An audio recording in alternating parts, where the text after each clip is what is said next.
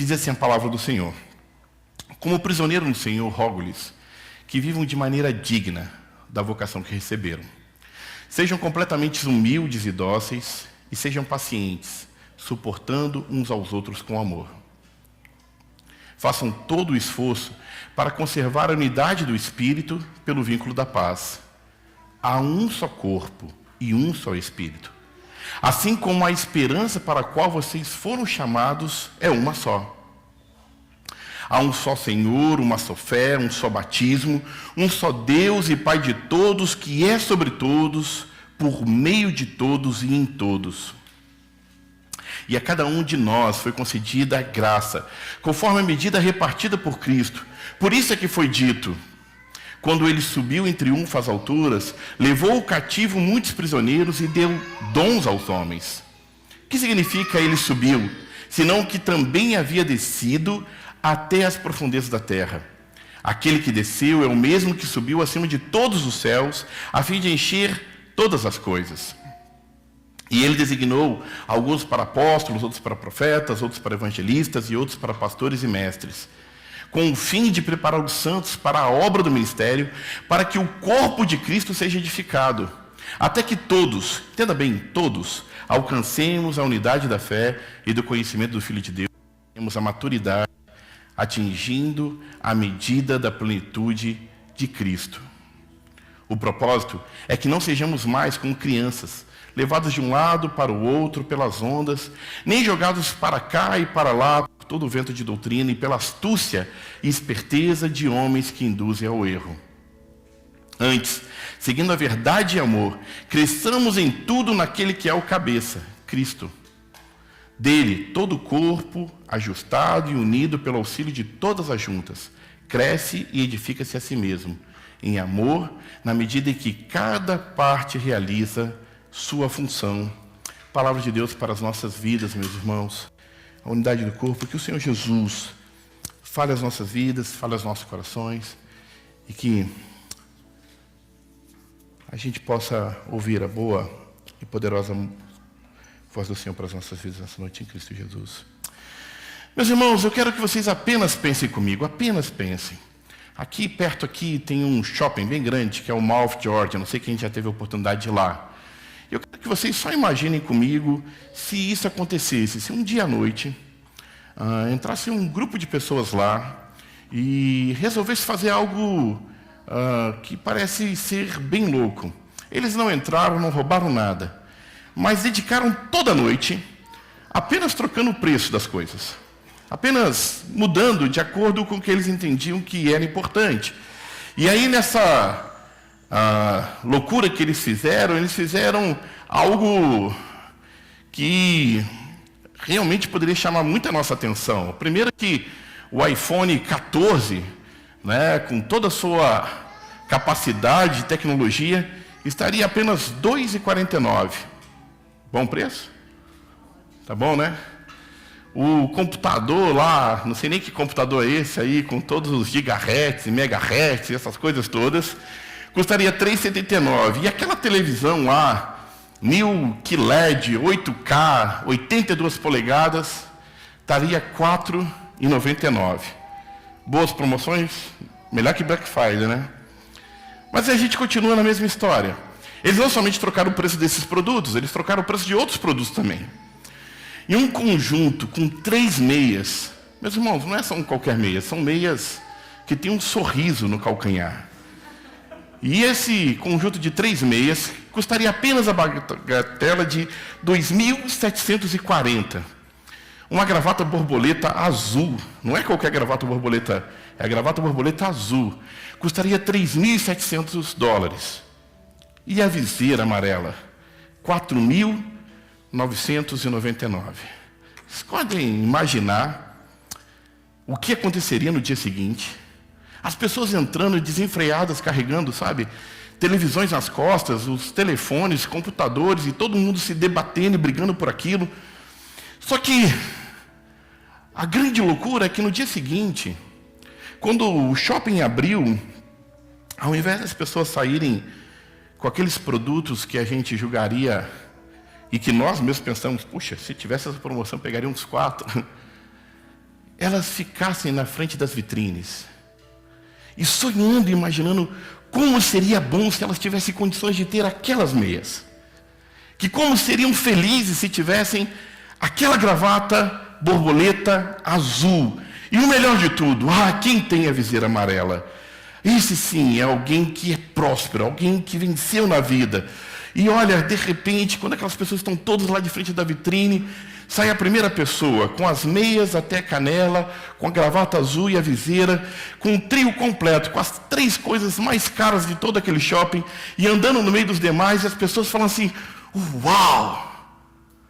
Como ele conseguiu tudo isso? E por mais que isso pareça loucura, apenas imagine se isso acontecesse. Por que as pessoas não conseguem dar valor ao que realmente tem valor? Porque as pessoas não são capazes de olhar aquilo que realmente tem valor e entender que aquilo devo dedicar o meu preço, aquilo devo dedicar a minha vida, aquilo devo comprar.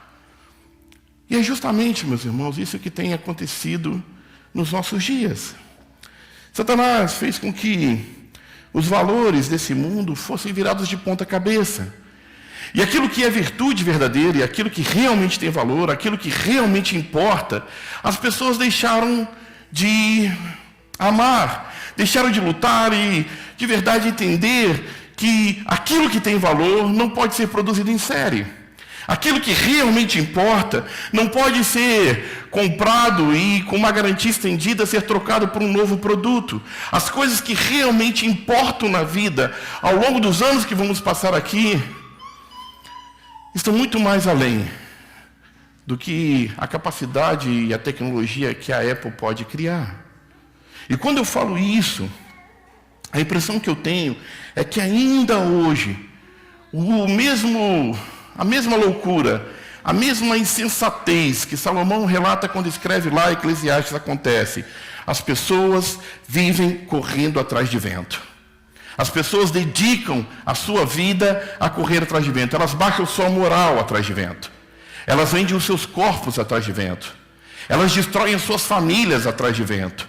Elas fazem com que os seus dias sejam mais curtos, porque passam a sua vida inteira acreditando que é o ter e não o ser. E não percebe que essa loucura tem destruído a muitos. E isso tem criado um mundo dividido. Um mundo dividido não somente em palavras, em facções ou em partidos, mas um mundo dividido porque colocam a sua esperança no lugar equivocado. E isso gera paixões políticas. Isso gera expectativas equivocadas, como se nesse mundo houvesse algo melhor do que o Senhor Jesus. E por isso as pessoas brigam tanto, e por isso elas colocam toda a sua força naquilo que acreditam. Porque ainda perdidas na sua loucura, não conseguiram entender de que tudo isso não trará a eles a paz que realmente esperam. Sabe, meus irmãos, entendam muito bem essa palavra. A gente não pode colocar a nossa esperança, a nossa confiança, acreditando que um governo cristão trará a paz e a unidade para o nosso país, para o Brasil ou aqui mesmo para os Estados Unidos. Não é isso. O que realmente pode trazer esperança para esse mundo é o que acontece aqui nessa noite. É a unidade da igreja do Senhor, amém? É isso que o mundo anseia. O mundo anseia ver a manifestação dos filhos de Deus. O mundo anseia ver uma igreja forte que entenda a esperança verdadeira, que entenda qual é o chamado que temos. Pense nos conflitos que temos nesse momento. Pense exatamente o que está acontecendo agora, meus irmãos. Eu tenho certeza que o coração de muitos se encheu de alegria como o meu. Ver as cores verdes e amarelas e as pessoas protestando e lutando. Mas sabe o que me entristece ao mesmo ponto? É quando homens e mulheres de Deus acreditam que é isso, que é o nosso maior objetivo, quando se esquecem que o Evangelho da Salvação vem para alcançar a todos. E quando eu falo isso, eu olho para dentro da igreja. E quando eu olho para dentro da igreja, infelizmente, as nossas brigas e os nossos problemas, às vezes, são por coisas tão pequenas. A cor da toalha da mesa, as brincadeiras, o jeito de organizar as coisas, as mensagens do WhatsApp, quantos problemas criam. E o que tudo isso indica? Indica que há uma grande distância entre a mensagem pregada e proposta por Jesus para a igreja e como estamos vivendo. Como muitas vezes estamos nos pegando ou nos deixando, perder o foco e o rumo por pequenas coisas. E não nos damos conta que tudo isso impede, de verdade impede, que façamos a grandeza do ministério de Jesus em nossas vidas. Sabe de uma coisa, meus irmãos e minhas irmãs? As coisas que agradam e encantam os homens, muitas vezes não agradam a Deus. E se fôssemos crentes tão apaixonados por Jesus, quanto somos apaixonados por futebol e por política, se influenciássemos nossos filhos tanto para torcer por Jesus e amar a Jesus com todo o coração, como um dia alguém fez com você para torcer o time e você não troca de time. É por isso que na palavra de Deus há tantos chamados e tantas orientações sobre educar os nossos filhos o caminho que devem andar, sobre inculcar no coração e na mente deles a verdade e a mensagem que conduz à salvação. E aí vemos as famílias quebradas, destruídas, enquanto parece que estamos jogando aquele jogo, de tabuleiro, war, querendo conquistar territórios, conquistar coisas e mais e mais. E para pessoas como essa, Jesus grita em alta voz, louco! Essa noite pedirão a tua alma, e o que tens preparado, para quem será? E quando eu falo disso, meus irmãos, e quando eu falo das barreiras que impedem a unidade do corpo de Cristo e as divisões que hoje acontecem, é porque existe muito não. Eu não aceito ser humilhado, eu não aceito ser envergonhado, eu não aceito que passem por cima de mim, eu não aceito, ser excluído, deixado de lado, eu não aceito nem sequer comer menos, eu não aceito que as pessoas não venham me paparicar, de alguma maneira fazerem com que eu me sinta plenamente satisfeito, eu não aceito ser preterido. Eu não aceito de maneira alguma que alguém desta terra se sinta 1 centímetro maior do que eu. E o inferno deste não aceito faz também com que a gente não aceite e resista com todas as nossas forças o agir do Santo Espírito de Deus em nossas vidas. Porque isolados, meus irmãos, escute bem essa palavra, isolados, sempre seremos alguém que resiste o Santo Espírito de Deus. Eu quero repetir essa frase. Isolados, afastados da comunhão do corpo de Cristo, sempre seremos alguém que resiste à ação do Santo Espírito de Deus. E se essa palavra é dura, ela deve gerar em nós alguma transformação. Se não, vamos passar a vida vivendo a pior das síndromes, que é a síndrome de Ageu. Ageu, em sua profecia, ao falar com o povo de Israel, ele diz assim: vejam aonde os seus caminhos levaram. Escute, Ageu começa dessa maneira, a dura profecia contra Israel: vejam aonde os seus caminhos levaram, os seus próprios pés levaram vocês a isso. E qual é essa síndrome? Vocês têm plantado muito e colhido pouco. Vocês comem, mas não se fartam. Bebem, mas não se satisfazem. Veste-se, mas não se aquecem. E aquele que recebe o salário, recebe-o para colocá-lo em uma bolsa furada. A síndrome de Ageu é uma síndrome de total insatisfação. Quando parece que nada nessa vida tem um valor pleno. Eu corro demais, eu trabalho demais, eu faço coisa demais e continuo me sentindo vazio. Sabe o que acontece com o povo de Israel? Quando eles estavam ouvindo as mensagens de que Deus estava mandando alguém para os salvar, que Moisés estava anunciando a Faraó: deixa aí o meu povo. Sabe o que Faraó fez? Aumentou os trabalhos sobre Israel, colocou mais e mais duro trabalho. E dessa maneira conseguiu não só dominar o corpo dos israelitas, mas também a sua mente, porque viviam sempre aprisionados e com medo. E parece que é exatamente assim que nos sentimos. Trabalhando tanto e com medo que se eu não trabalhar, não teria conta para pagar, não teria o aluguel. E entenda bem, não estou chamando ninguém aqui para ser irresponsável. Eu quero dizer que se a nossa vida, e isso é a palavra de Deus que diz, se resume somente à esperança das coisas que estão nessa terra, nós já somos os mais infelizes de todos os homens. E essa é a visão de um mundo dividido, de um mundo sem paz, de um mundo insatisfeito, de um mundo que vive em busca de vento e corre atrás desse vento. E o que nós realmente precisamos ter, meus irmãos, o que nós realmente precisamos ter é um encontro real com aquele que é o maravilhoso conselheiro, aquele que é o Deus forte, aquele que é o Pai da eternidade, aquele que é o príncipe da paz. Por favor, deixa o slide lá. Volte lá, por favor. Volte lá na mensagem.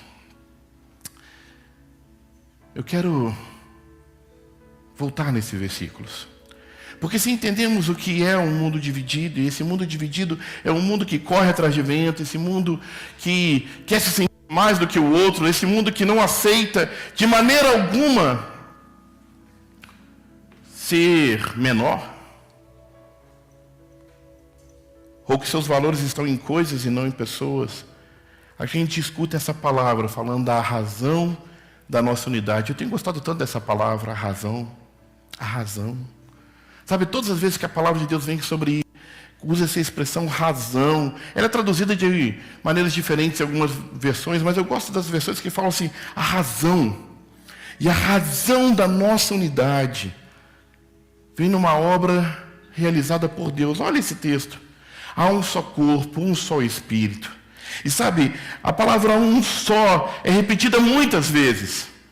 E um só é uma palavra que inclui, porque traz todos a um lugar comum, traz todos a um objetivo comum. Não coloca nenhuma pessoa do lado de fora, ela inclui a todos que aceitam essa palavra, mas também é uma palavra que exclui tudo aquilo que não é a razão de verdade, que exclui completamente tudo aquilo a qual não se refere essa palavra. Porque entendam bem, a gente vive hoje um mundo que quer, sabe, de alguma maneira baratear o Evangelho, baratear a graça de Deus, baratear a relação com o Senhor e diz, olha, todos os caminhos conduzem a Deus. E se todos os caminhos conduzem a todos os lugares, pegue o seu carro agora, tome a 75 Sul e tente chegar a Chicago. Tente ir lá tomar um café com o Jefferson. Você nunca vai chegar. Porque não são todos os caminhos que conduzem a Deus. Não são todos, e é por isso que fala. Há um só Espírito, há uma só esperança, há uma só fé. E isto porque são coisas que não se podem plagiar, não se podem piratear. Não se pode comprar lá do Ting Ling uma fé barata. Eu não posso, de alguma maneira, colocar a minha esperança num Espírito que não é bem o Espírito Santo, mas é um Espírito qualquer. Não há como. Estas coisas são únicas. Estas coisas não se podem ser manipuladas. Essas coisas não se podem ser vendidas. É por isso que essa palavra é tão poderosa. Porque ao alcançar o entendimento disso, não é por dinheiro. Não é por inteligência, não é por conquistas acadêmicas, mas é tão somente pela graça desse Deus que nos deu tudo. E por isso o texto continua. O texto chega a falar que é um só batismo. Sabe qual é a melhor definição de batismo que eu conheço? A que eu mais gosto? Que o batismo é um sinal externo da obra que o Senhor já realizou dentro do meu coração. Vou repetir. O batismo é um sinal externo da obra que o Senhor já realizou nas nossas vidas. Sabe por quê? Porque aqui não está se falando, sabe, sobre o ritual. Não está falando sobre a quantidade de água. Eu, durante muito tempo no Brasil, briguei e perdi tempo falando da quantidade de água, se era um pouco na cabeça, se era o corpo todo, se era jogando, sabe? Não é sobre isso que está falando. Quando fala desse um só batismo, ele quer nos levar ao entendimento de uma profunda transformação. Sabe por quê? Escute o que eu vou falar. Algumas pessoas podem passar pelo ritual sem serem transformadas. E infelizmente a gente tem visto cada vez mais pessoas assim se levantando. Pessoas que dizem ser seguidores, mas atuam como lobos.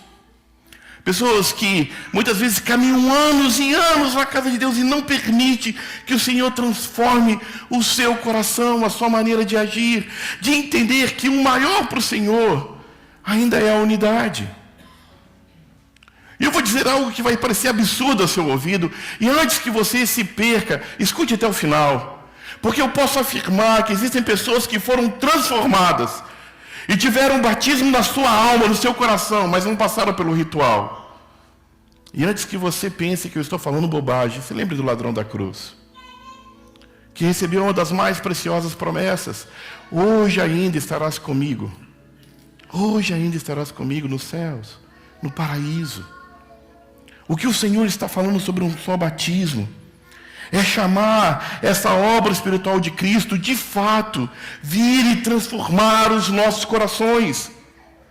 E por isso, unidade não se expressa em estar junto aos sábados à noite, aos domingos pela manhã. Por isso, unidade não se expressa em se juntarmos de vez em quando. Por isso, esse mundo dividido não consegue enxergar muitas vezes na igreja do Senhor o brilho de Cristo, porque Jesus, em sua oração final, em seus momentos finais, ele disse: Pai, o mundo saberá que esta mensagem é verdadeira se eles forem um. Porque o que está em jogo, meus irmãos, não é um crescimento pessoal, de que um seja poderoso, sábio, inteligente, não. Não existe crescimento espiritual solitário. Ele acontece na igreja, na casa de Deus, na comunhão dos irmãos, no corpo de Cristo. É por isso que a palavra diz: onde estiverem 2 ou 3, ali estarei presente. Talvez você ainda pense: puxa, pastor, mas também Jesus disse que lá no cantinho do meu quarto, se eu orar, ninguém vendo, Ele vai estar contigo. Mas lá você vai orar e pedir forças para ser o testemunho de amor de Jesus, nesse mundo que clama por ver centelhas de Deus, através das nossas vidas, através da nossa unidade, através do nosso amor. E o texto termina dizendo: um só Deus e Pai de todos, que é sobre todos e age por meio de todos e em todos. E escute bem, aqui está a plenitude da igreja. Quando todo o corpo de Cristo alcance a estatura perfeita do Filho de Deus. Até coloquei um outro texto de Efésios mesmo. Quando o apóstolo Paulo, na oração que ele faz, no capítulo anterior, diz: vocês possam, juntamente com todos os santos, olha só, são detalhinhos da palavra de Deus, mas que expressam grandiosas mensagens, juntamente com todos os santos, não é sozinho. Compreender a largura, o comprimento, a altura, a profundidade, conhecer o amor de Deus, que excede todo entendimento, todo conhecimento, para que vocês sejam cheios da plenitude de Deus. Quer entender como você vai saber mais de Deus? Olhe para o lado. Veja quem está do teu lado. Ele vai te ajudar a ver mais de Deus. E aí você pode pensar: só coisa boa? Não. Quer ter paciência? Case. Você vai aprender sobre paciência, não é verdade? Quero ver se algum homem tem coragem de responder. Duvido. Amém? Olha, está aí com colete à prova de bala. Quer saber o que é perdoar? Também vai ser aqui. Quer saber o que é amar, além de vínculos sanguíneos, humanos? Olhe também para o lado. Quando a gente vê pessoas que, simples fato de ter a mesma fé e decidir caminhar comigo, farão coisas que nem aqueles que muitas vezes são os nossos parentes reais farão. É dessa maneira que vamos mostrar ao mundo o seu amor, o amor de Jesus. E por isso o texto volta lá no início, quando Jesus, através do apóstolo Paulo, diz: vivam de modo digno. Deixa eu ver se eu botei esse texto. Já botei o texto lá do final, mas tudo bem. Vivam de modo digno a vocação que foram chamados. E ali ele coloca algumas palavrinhas. Ele fala assim, ó, você sabe o que é viver de modo digno? Sabe o que é viver de modo que realmente vale a pena Jesus ter morrido na cruz por você? Porque tem um alto preço para que a gente pudesse viver isso aqui que nós estamos vivendo. E ele usa palavrinhas assim, sejam humildes. Uau! Num mundo que todos são poderosos, ser humilde. Sejam dóceis. Sabe, tenha doçura. Tenha doçura na sua palavra. Você pode disciplinar e chamar a atenção de alguém com doçura. Você pode ensinar o caminho certo com doçura. Sejam pacientes. Errou uma vez? Puxa, vamos lá. Vamos mais uma. Vamos outra. Sabe, quanto mais paciente é o Senhor conosco e continua nos amando, suportem uns aos outros em amor. E novamente, eu sempre gosto de explicar que suportar não é, ai, puxa vida, eu suporto esse fulano. Mas não é sobre isso. É dar suporte, é ajudar em amor. Não por pesar, não por querer algo em troca. Eu vou repetir algo que eu tenho certeza que talvez seja difícil muitas vezes entendermos. O amor é a moeda mais valiosa. E quanto mais você dá, mais você recebe. E quando eu faço essas afirmações, parece surpreendente descobrir que não é pela força dos braços e não é pelo poder desse mundo, mas sim pela força do amor que Jesus está construindo a sua igreja até que ele seja pronto. Até que esteja pronta, Jesus vai continuar construindo a sua igreja. Ele continuará fazendo a obra em nós e através de nós. E quando eu falo isso, meus irmãos, já estou partindo por fim.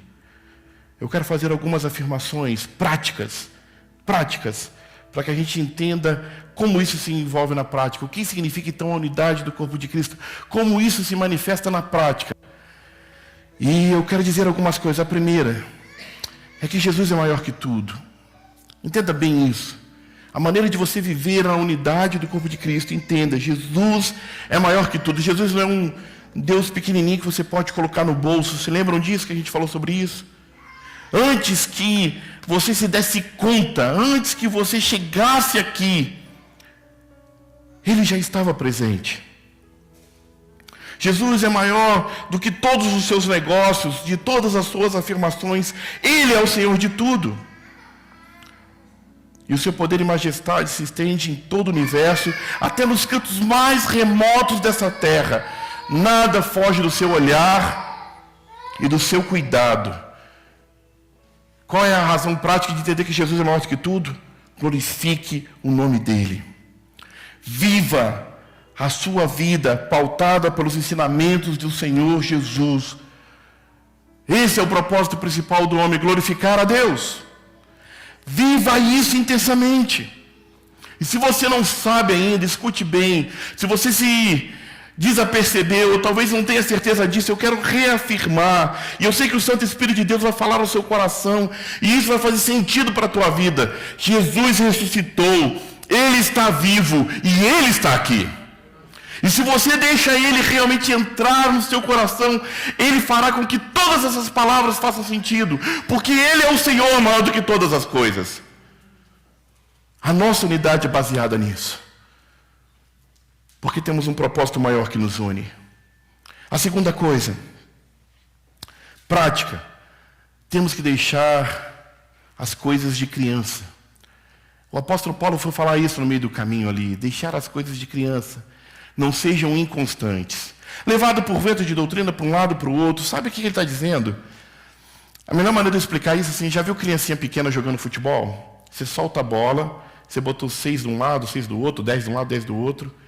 E quando a bola vai, todos vão na bola. E todos vão para a bola. Onde a bola está todo mundo junto. Nem se entende. Às vezes está chutando até para o lado errado, porque o que acontece é que eles querem brincar todos ao mesmo tempo. Mas à medida que crescem, que aprendem de futebol, e eu não entendo muito de futebol, dá para ver pelo time que eu estou. A gente começa a perceber que tem os seus posições, os seus lugares certos. A gente está chegando aí na época da Copa, né? Aqueles que estão colecionando figurinha aí, eu estou quase colecionando, depois a gente fala sobre isso. Estou um ponto, talvez. A gente começa a entender que cada um tem o seu papel. É sobre isso que o apóstolo Paulo está dizendo quando ele fala sobre essa estabilidade espiritual. Sabe, entender de uma vez por todas que somos igrejas e parar de deixar que essas coisas pequenas nos dividam. Sabe, começar a de fato lutar pela causa de Cristo e não pelo meu orgulho, e não pela minha razão, e não pela minha força.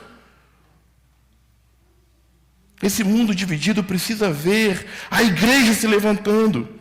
E a maneira com que o Senhor faz isso, Ele derrama dons. Se você não sabe qual é o seu dom e qual é aquilo que o Senhor te chamou, talvez, meu irmão, não leve a mal o que eu vou lhe dizer, mas é importante que você escute isso. Se você ainda não sabe para que o Senhor está te chamando, talvez é porque você está desassociado da vida da igreja. Desassociado do que está acontecendo ao seu redor, porque sempre há algo que fazer, sempre há um chamado para atender, sempre há uma necessidade a ser socorrida, sempre há um problema real que precisa de um filho de Deus. E é justamente ali que você saberá o seu chamado, quando vê alguém chorando e que falar com você: olha, eu estou a ponto de largar minha família e destruir meu casamento, e naquela hora você pode dar as razões mais humanas possíveis. Não faça isso. Talvez você vai ter problema financeiro, não faça isso. Ou faça e vai viver uma vida feliz. E nessa hora, o Santo Espírito de Deus vai te dar a oportunidade de ser o Cristo de Deus para aquela vida. E falar: há esperança no Senhor. Um mundo em que jovens tiram sua vida, meus irmãos. Um mundo em que as pessoas brigam e se degladeiam e estão cada vez mais se dividindo. Sempre há uma chance de você ser um reconciliador. Foi para isso que o Senhor nos chamou. A sermos um com Cristo. E mostrar para o mundo que há um propósito maior de se viver. Eu termino com isso. Apenas, novamente, imagine. Eu fiz vocês imaginarem algumas coisas. Se você tivesse que resolver os problemas todo do seu corpo, agora pensar e falar assim: coração bate, pulmão respira, sangue corre, rim funciona. E eu não tenho mais muitas partes da anatomia que eu possa lembrar agora, mas imagine você tentar botar todo o seu corpo para funcionar. Possivelmente, a grande maioria de nós morreria em poucas horas. Mas tudo funciona tão perfeito. Não é maravilhoso essa máquina de Deus? Não é maravilhoso os cuidados do Senhor? Sabe, quando tudo funciona perfeitamente, quando todas as coisas estão no seu lugar, quando você pode respirar e nem se dá conta que o cuidado de Deus se manifesta em cada uma dessas coisas. Eu termino exatamente com isso, meus irmãos. A nossa responsabilidade é maior do que um corpo físico, porque ele só está tentando manter o corpo vivo. Nós não estamos aqui para tentar manter uma organização viva. Nós não estamos aqui para brigar por uma bandeira. Seja essa bandeira Casa Brasil, seja essa bandeira BCC, seja essa bandeira o que for, a denominação que for. Nós estamos aqui, muito mais do que a bandeira do Brasil. Nós temos a bandeira de Cristo. Ele é o Senhor que tem que ser levantado e exaltado acima de todas as coisas.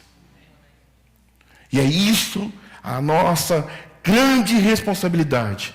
Apresentar diante de Deus uma igreja santa. Uma igreja madura. Uma igreja amorosa. Uma igreja unida. Que usa os seus dons. Para a glória de Deus. Para a glória de Jesus. O nosso Salvador. Amém? O mundo está cansado de palavras da boca fora. O mundo precisa ver. O mundo precisa ver que realmente aqui, na nossa união, na nossa fé, na nossa comunhão, o amor de Deus é real. E isso será a maior pregação que nós podemos fazer. Que Cristo Jesus nos abençoe. Que Cristo Jesus nos abençoe. Os nossos irmãos prepararam uma última canção. Quero orar enquanto eles se preparam. quero pedir justamente sobre isso. A minha oração vai ser sobre a unidade da igreja. E logo depois dessa última canção, nós vamos ter um tempo de orar pelo Brasil, e eu quero fazer um tempo bem bonito, bem especial, da gente clamar pelo Brasil, pelas necessidades da nossa terra, da nossa nação. Um ano muito especial no Brasil, de eleições, um ano de Copa do Mundo. Pedir ao Senhor dar uma ajudinha também, né? É um ano que o Brasil ainda tenta se refazer do Covid, tantas coisas estão acontecendo, e a gente vai orar pelo Brasil daqui a pouquinho. Então vou orar, e logo depois nós vamos ouvir essa canção. E logo depois dessa canção, eu vou chamar a pastora Guimar para vir aqui na frente. Eu já combinei com ele, para a gente orar pelo Brasil, e ele vai fazer uma oração de intercessão pela nossa terra, pela nossa nação. Mas agora eu quero orar pela igreja, pela sua vida, meu irmão, minha irmã. Feche seus olhos. Se de alguma maneira no seu coração essa palavra fez sentido, eu louvo a Deus por isso. E que o Senhor te dê a força para viver segundo o seu bom propósito. Nós temos uma boa razão. Mais que isso, nós temos a razão mais que suficiente. A maior de todas. Jesus morreu na cruz pela igreja, para que fôssemos um no Senhor. Portanto, viva intensamente essa palavra. Sejamos um no Senhor. É isso que o mundo espera, é isso que o mundo anseia. Ver a igreja se levantando em amor, em unidade, em fé. Se essa palavra não fez sentido nenhum para você, eu também quero orar por ti. E pedir para que nessa noite você tome uma decisão, um passo na direção de Deus. E eu te peço apenas que você gere a dúvida e peça que o Senhor te dê a resposta. Senhor, Tu és real e essa palavra é verdadeira, fale comigo. Só gere essa pergunta, essa dúvida. E eu tenho certeza, eu não tenho dúvida, que o Santo Espírito de Deus, que é tão poderoso, Ele trará paz ao seu coração. E mesmo que você não entenda todas as palavras aqui ministradas, Ele com certeza dará a você a oportunidade de conhecer mais e mais do amor dEle. E dar um propósito maior do que passar a vida correndo atrás de vento. Quero orar por vocês. Senhor Jesus, aqui está a Tua igreja, Deus. Nós estamos cansados, ó Deus. Cansados de viver com a síndrome de Ageu, Senhor. De comer e continuar com fome. De vestir e continuar se sentindo desprotegido. De trabalhar e trabalhar sem ver o fruto do trabalho. Recebendo o nosso suado dinheiro e colocando em um bolso furado, Deus. Ó Deus, essa falta de sabor e de alegria, ó Deus. Essa falta de plenitude, ó Deus. Ó Deus. Dá a nós, Senhor, nessa noite a oportunidade de mover todo o nosso coração para Ti, ó Deus. De entender, ó Deus, que a nossa vida tem um propósito maior, Senhor. De compreender, ó Deus, essa palavra poderosa que diz que o Senhor ha derramado sobre nós o Seu dom, o Seu cuidado, o Seu amor. Para, como diz a Tua palavra, Senhor, como diz, ó Deus, a mensagem que ouvimos, todos venhamos alcançar, ó Deus, na unidade do corpo de Cristo. A maturidade, a plenitude do Seu amor, Senhor. Que assim seja, Pai. Ó Deus, abençoa a Tua igreja, Senhor. A Tua igreja que se manifesta aqui de diferentes maneiras, ó Deus. De diferentes, ó Deus, comunidades, mas é a Tua igreja que se reúne nesse lugar, ó Deus. Abençoa a Tua igreja, Senhor. Nós Te adoramos pelo Teu grande amor. E nós Te pedimos, ó Deus, fala ao nosso coração uma vez mais nessa noite.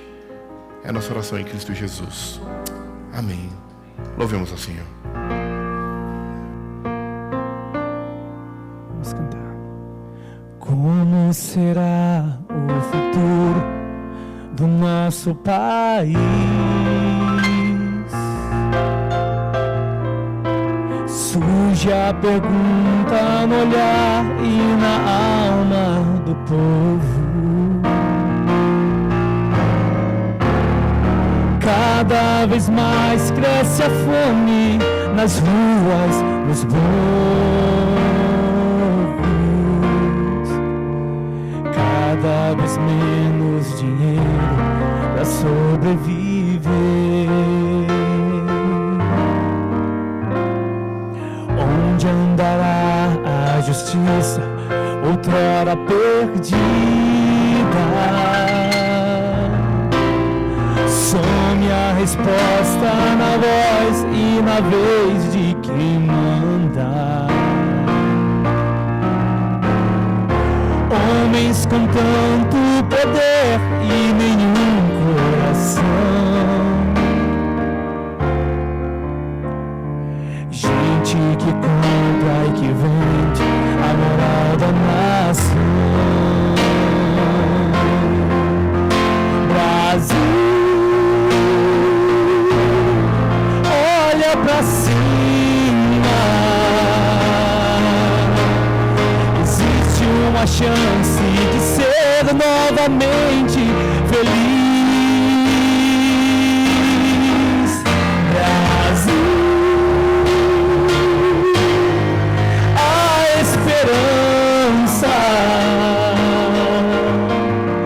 Volta os teus olhos pra Deus, justo juiz. Mais uma vez. Como será o futuro do nosso país? Surge a pergunta no olhar e na alma do povo. Cada vez mais cresce a fome nas ruas, nos morros. Cada vez menos dinheiro para sobreviver. Onde andará? Onde andará a justiça, outrora perdida? Some a resposta na voz e na vez de quem manda. Homens com tanto poder e nenhum coração. Gente que compra e que vende a moral da nação. Brasil, olha pra cima. Existe uma chance de ser novamente feliz. Brasil, a esperança. Volta os teus olhos pra Deus, justo juiz. Brasil, olha pra cima. Existe uma chance de ser novamente feliz. Brasil, a esperança. Volta os teus olhos pra Deus, justo juiz.